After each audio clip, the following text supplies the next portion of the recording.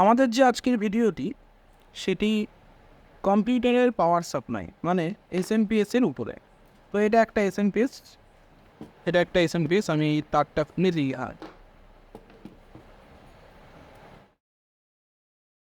এটা কম্পিউটারের ক্যাবিনেটের ভেতরে কিন্তু ইনস্টল করা। তো এইবার এখানে যেটা আমরা দেখতে পাচ্ছি, দেখো যেখানে একটা সুইচ আছে, এইখানে পাওয়ার কানেক্টর লাগানোর জায়গা, এখানে একটা ফ্যান আছে, এইখানে কতগুলো কানেকশান যেগুলো তোমরা স্ক্রিনে দেখতে পাচ্ছ।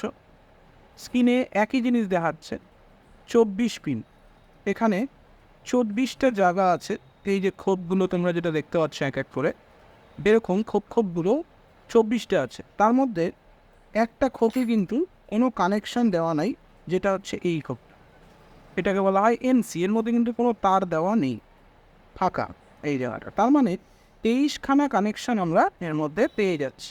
এই জন্য এর নাম, এখানে যেহেতু 24টা জায়গা আছে, এই জন্য এর নাম 24 পিন ATX পাওয়ার সাপ্লাই।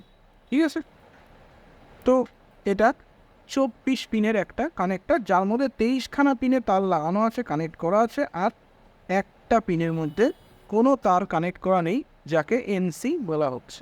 এইবার এই পাওয়ার সাপ্লাইকে আমরা স্টার্ট করব কী করে? এই সুইচ দিয়ে কিন্তু এই পাওয়ার সাপ্লাই স্টার্ট হয় না। তাহলে সবার আগে আমরা এর মধ্যে পাওয়ার কানেক্ট করে দিচ্ছি। কেবিল কানেক্ট করে দিলাম। দেখো সুইচ টিপলে কিন্তু কোনো কিছুই হবে না।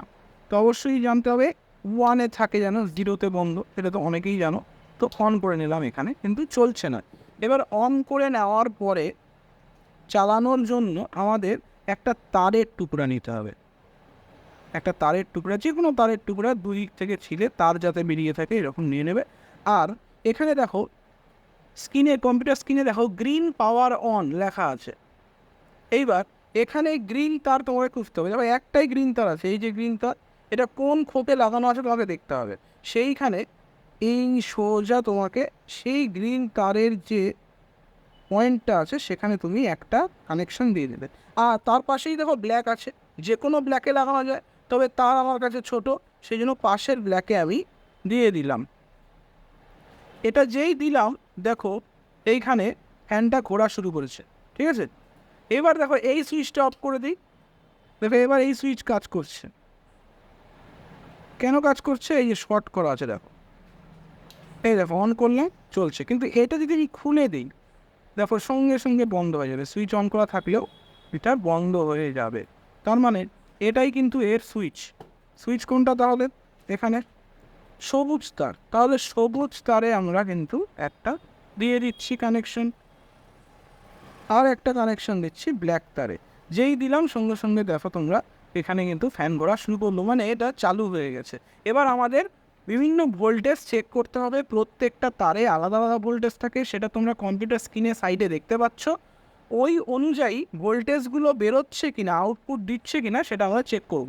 তাহলে সবার আগে মাল্টিমিটারকে DC-20 রেঞ্জে আমাদের রাখতে হবে। আমি রেখে দিলাম মাল্টিমিটার এখানে DC-20 রেঞ্জে।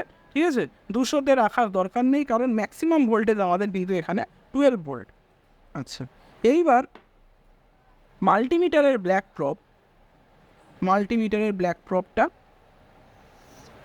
আমরা এখানে ব্ল্যাক যে তার আছে সেখানে, তার পেছনে আমরা এখানে কানেক্ট করে দিলাম। এইবার এক এক করে আমরা কিন্তু ভোল্টেজ চেক করে দেখব। কীরকমভাবে?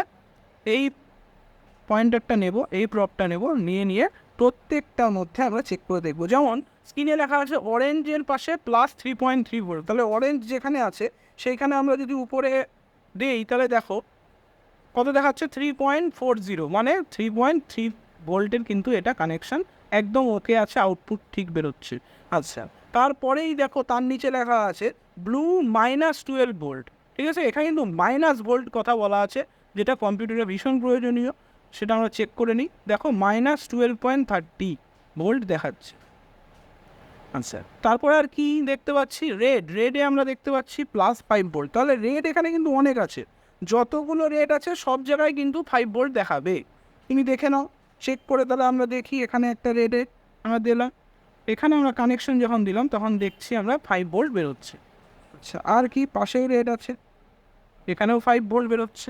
আচ্ছা, ইয়েলো তার আমরা দেখে নিই, ইয়েলো তার একটা আছে, ইয়েলো তারে কিন্তু +12 ভোল্ট বেরোয়। এখানে কিন্তু মাইনাস না, +12 ভোল্ট, ঠিক আছে, মাইনাস না, এটা কিন্তু +12 ভোল্ট। মাইনাস ভোল্ট কোথার থেকে হচ্ছে তাহলে? ব্লু তার থেকে। একটাই আছে, এইটা হচ্ছে দেখো মাইনাস, কিন্তু ভালো করে যদি তোমরা লক্ষ্য করো, এই দেখো মাইনাস, ঠিক আছে। তো এখানে কিন্তু মাইনাস ভোল্ট দেখাচ্ছে, কিন্তু সেটাই আবার যদি ইয়েলোতে চলে যায় তাহলে দেখো প্লাস ভোল্ট। প্লাস ভোল্টের আগে প্লাস দেখায় না, মানে প্লাস ভোল্টের মাইনাসেরটা দেখায়, ঠিক আছে। তো এইভাবে আমরা দেখতে পাচ্ছি স্ক্রিনে যেরকম লেখা আছে সেইভাবে আমরা চেক করতে করতে যাব। আচ্ছা, এর মধ্যে আরেকটা জিনিস চেক করতে হয়, যেটা স্ট্যান্ড বাই কানেকশন, যেটা পার্পেল তার।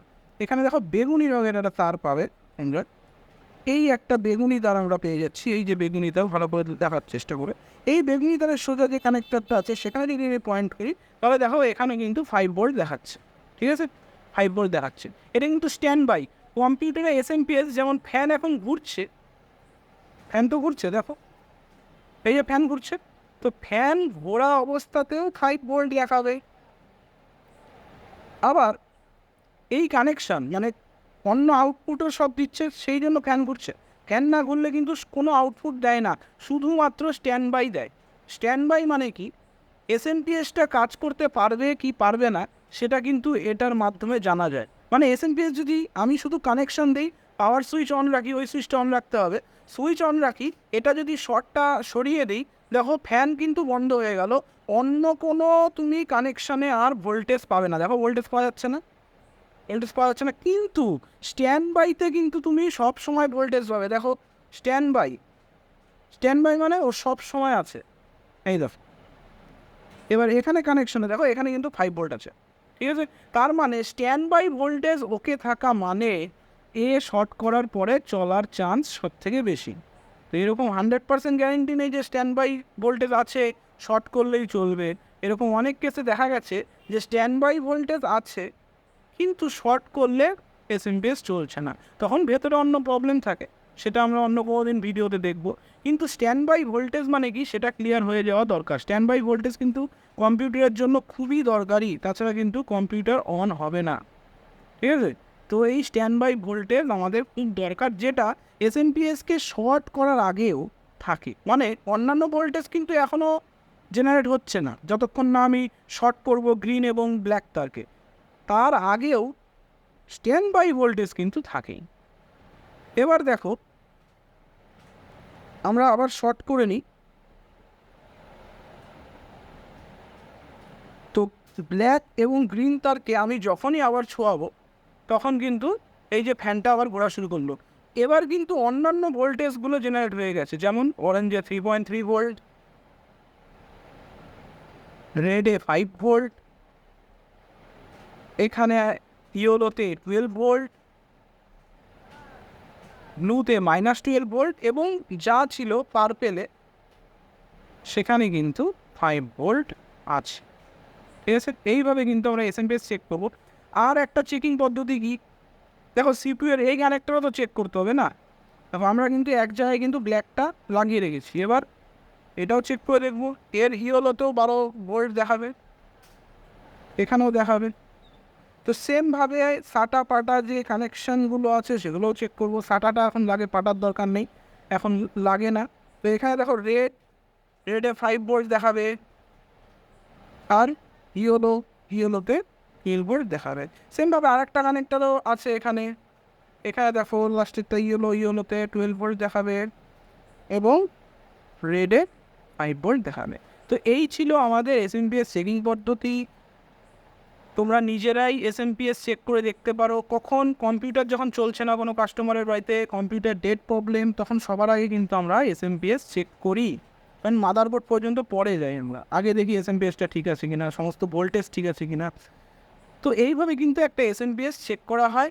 আশা করি ভিডিওটা তোমাদের ভালো লাগবে, ভালো লাগলে লাইক করো, এবং যারা যারা এই ফিল্ডে আসছো বা নতুন শিখছো তারা চ্যানেলটা সাবস্ক্রাইব করে রাখো, ঠিক আছে। চলো দেখা হবে তাহলে পরের ভিডিওতে, আজকের মতো এইটুকুই।